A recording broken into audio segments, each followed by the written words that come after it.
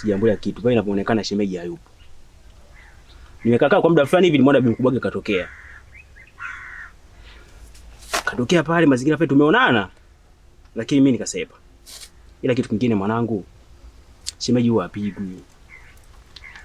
Mbembeleze mwanangu, mambo mengine mnazungumza tu mnayamaliza. Umekosea sana mwanangu. Umezingua sana. Ndio maana hata pale kijiweni natukai sasa hivi. Kimeshakuwa kiiva kuna nuka pale. Oho. Yaani unajua nini mjusi? Kwenye hili jambo sina msaada wote tofauti na wewe askari wangu. Yaani wewe ndo msaada wangu mimi wa mwisho. Sasa sijui hapo tunafanyaje. Basi mimi nina wazo.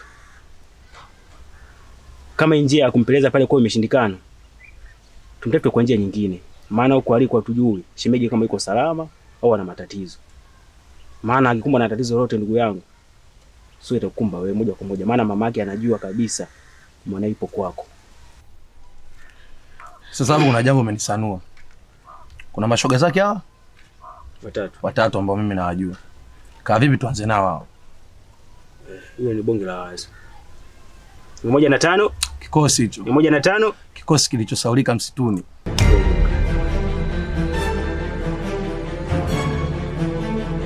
Lipu mlipue. Roho yake ikae lipu kama nazini na kuivisha. Enyi mizimu ya zungu, enyi mizimu ya bahari, enyi mizimu ya msituni, enyi mizimu ya Kenya, naomba mnisaidie.